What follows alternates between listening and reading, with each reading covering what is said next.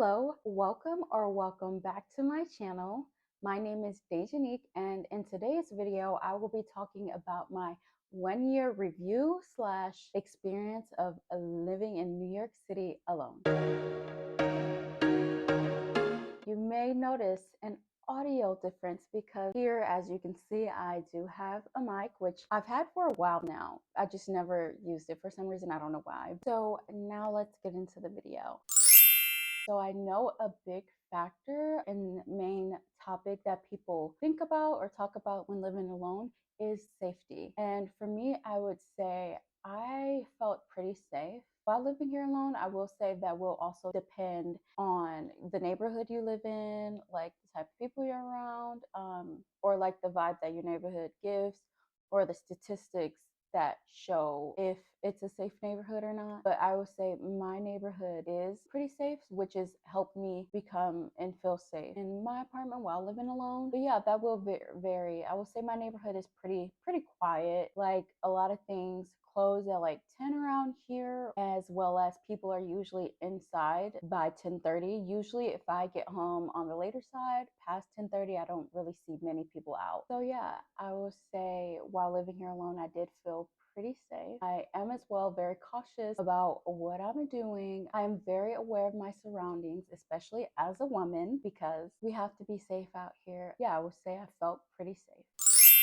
Next, I will speak about loneliness and if I felt it or not. So, yes, starting off, and actually, I do get very lonely sometimes, given I don't live with anyone, but it was more so mainly hard when I first moved in because I was like, oh, I actually miss being around people because I'm alone, which was a little bit tough, but living alone did help me to grow because I began to be comfortable within my own presence, which is something that I'm very grateful for because now I don't always need to feel like dependent on being around someone or dependent on anyone. Like if I'm alone, I can be comfortable. Usually what I'll do is if I'm at home and I'm like, oh, I'm a little bit bored, I don't know what to do, I'll watch TV. I love TV. As mentioned in a previous video, I love film and television. That is my stuff. I love it, as well as I am an actress, unemployed actress, but we are working on that. I am trying. I do get a little bit lonely, but sometimes I help myself by watching TV or I distract myself in some way so that I'm not as lonely. Or I'll just like hop on the phone with like my sister or one of my friends that I have, which also ties into loneliness is friends.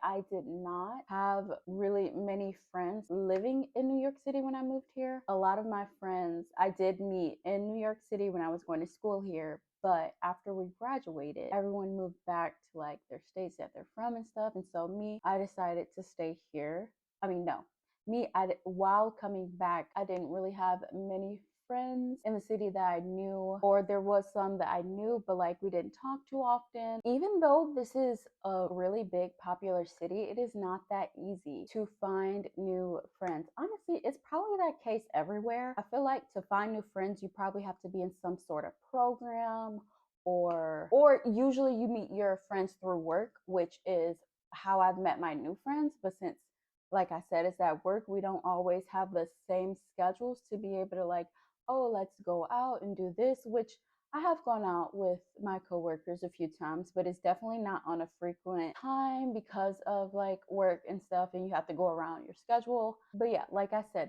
it is pretty tough trying to find new friends, but hopefully I can soon. There's many different factors that go into finding friends or maintaining friendships, such as like hanging out or talking on a regular basis. And so if schedules don't align, then next we have the choice of going out alone, which is something that more so I do because, like I said, I don't have very many friends, or the friends that I do have, our schedules don't always align. The most that I usually do is go to the movies. As mentioned again, I love watching movies. And so, usually, whenever I'm like, oh, I want to go out and do something, it's usually the movie theater. I actually don't Unless I'm going out with friends, I don't go out much. When I go out, I'm, like I said, going to the movies. I may go on a walk here or there. That's like the most I do, unless I'm like actually running errands that I have to, such as grocery shopping or stuff like that. That's the only way I go outside. Otherwise, I'm usually inside by myself watching some TV in my free time or cleaning my apartment, whatever it is, any chores I have to do, I'm usually doing that, which is something that I'm also fine with because I know a lot of people aren't comfortable going out alone. And trust me, going out alone, it can really be nice sometimes because you can, like I said, enjoy your own presence and you won't have to depend or rely on anyone else because let's be honest, some people can be flaky. You can have plans to go out and do something and then they change their mind last minute just like that, and that could derail plans sometimes. And me, I don't like that. But usually I don't let that get to me. If I have plans and they get changed, then I'm still gonna go do what I had planned. So by myself because I am comfortable with it. Going out alone can actually also help you meet new people if you are outgoing. See, me, I am more on the shy side. And so the only time I usually speak to people is if they speak to me, unfortunately, because I'm too shy. Going out alone, it can help you meet new people. It cannot if you don't make an effort, but it just depends on the person and your personality and who you are. Like I mentioned earlier, I am shy, and so dating for me is like non-existent because for me, I would like, if I'm gonna date someone, I want to meet them organically. I don't personally want to do dating apps or anything because it's just not what I personally want for myself. If others disagree, that's okay. Not everyone has to think the same way. But for me, I like to meet people organically, but I don't help myself in that department at all, given because, like I said, I'm shy and I won't say anything. Like, I'll see some guys that I find attractive, but will I say anything? Absolutely not. Absolutely not. Oh, yeah, that's a bit complicated. But someday it'll happen. Whenever it should happen, it'll happen. But for now, I'm solo. Okay, so now let's get into the juicy things. The cost of living in New York City alone. Boy, when I tell you it is not a joke, I will say so many things come into play with the cost of living in New York City. Like I said, it depends. So it depends on the neighborhood you live in, the apartment you live in, the unit you live in, size of the unit, the amenities of the building. It all comes into play.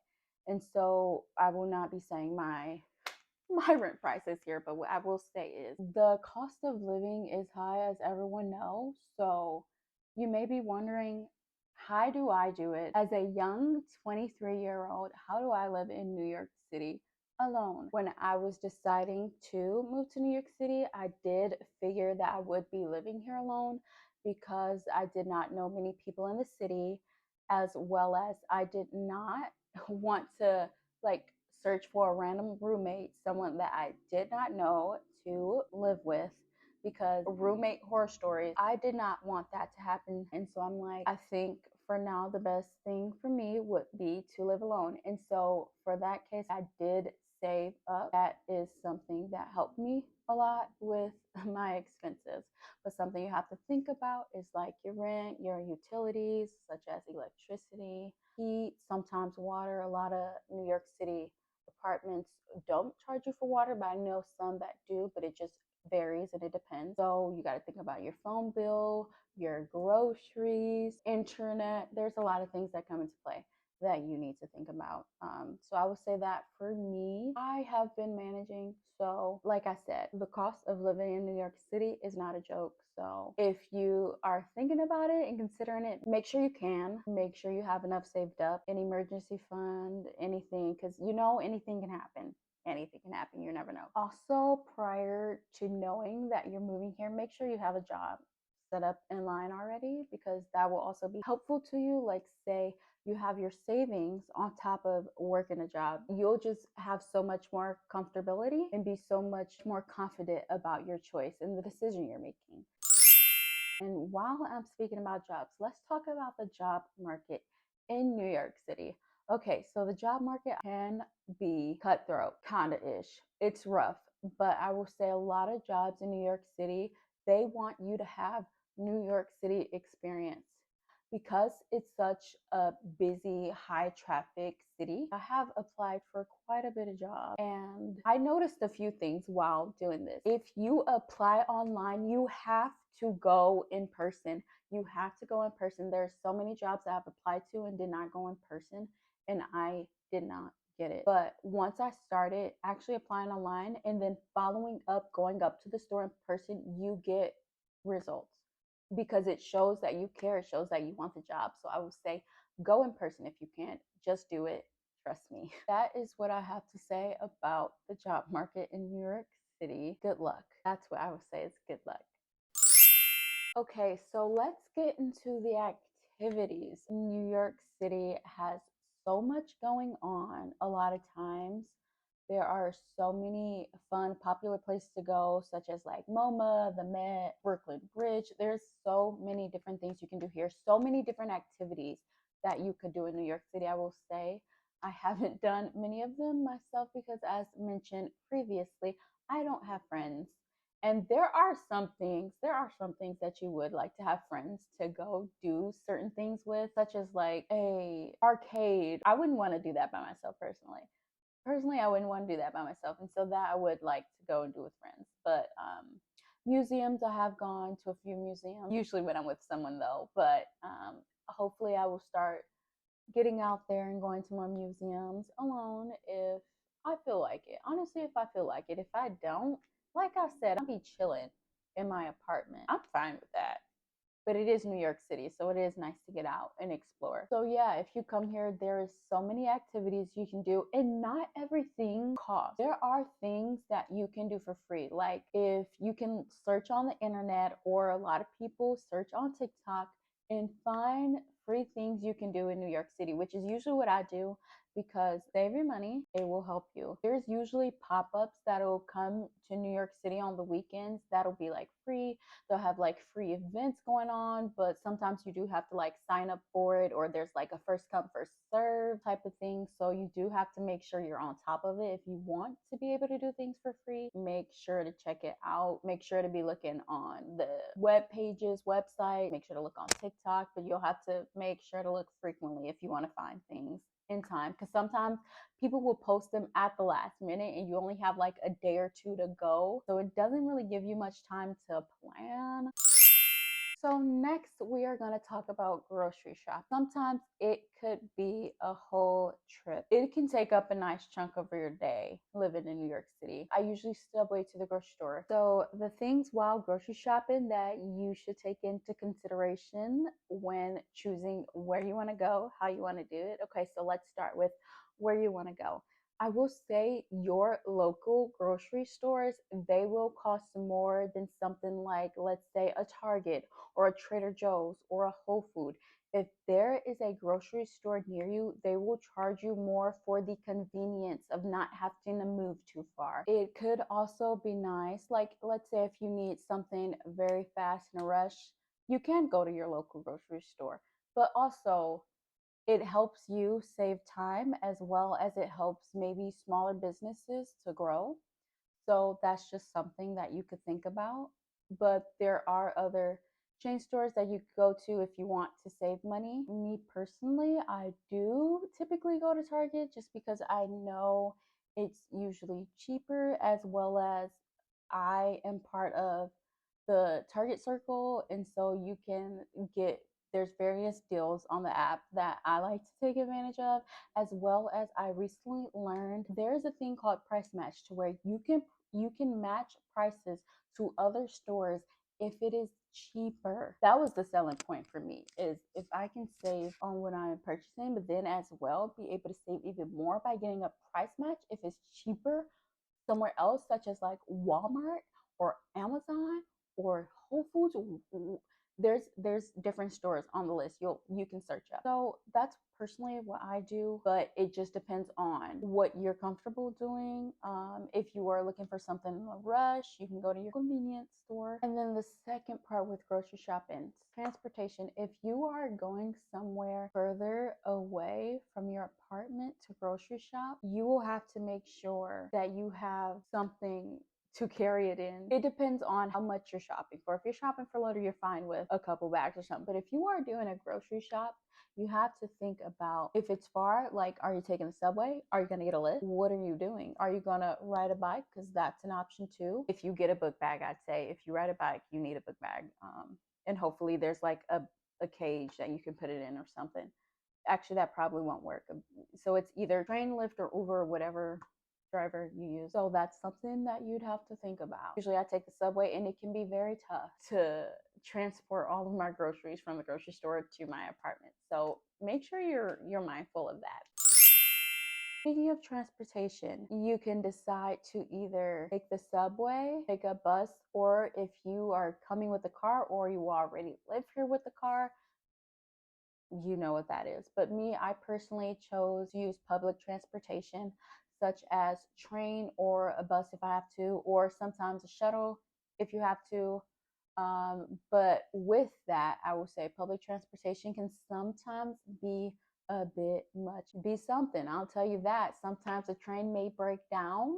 Sometimes there's emergencies that happen in the train station. So a train stops running, which means your route is completely thrown off and you have to take a completely different route to get to your destination. So you always need to give yourself a good amount of time to wherever you're going, because you never know what's going to happen with public transportation. There are apps that you can use to stay on top of those things, which I also use, but sometimes things will change very fast and you won't know until you step out the door and you get to the train station and they're like, oh, sorry, this train isn't working. And they're like, oh, actually, we do have a shuttle for you to take into a next train, which can take a big chunk of time. So be prepared for that. Like I said, if you have a car, be ready for that traffic, because again, the traffic is not a joke. So if you have a car, you got to be mindful of the traffic, of parking, and the cost of parking. If you're going to park on the street at night, or if your apartment has a parking lot. But something that I also forgot to mention is walking. Walking. I love walking. I don't mind it at all. So that's usually, if it's close enough, I will walk. If it's not, obviously I will take the subway, or if I have to, a bus. I usually like subway more than bus because subway don't have traffic lights. Buses, they have to stop at the traffic lights, which to me, I'm like, it will take longer on a bus. But you do have to worry about if something happens with the train. So you gotta weigh your pros and cons with that. The trains, I'd say, can sometimes be a bit scary. It depends. If you're at a train station, make sure to keep an eye out. Be aware of your surroundings, especially at night. But for me, I haven't really had any problems with that. So I'm very thankful and very grateful.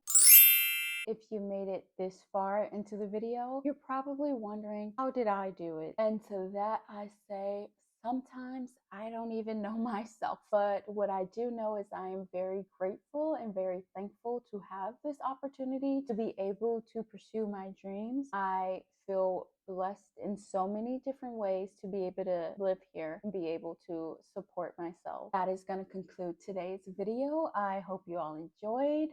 Please like, subscribe, hit the bell notification so that you get notified the next time I post. Also, drop a comment down below on any videos you'd like to see from me, because I would love to hear them and take them into consideration. And I hope you have a great day. Bye.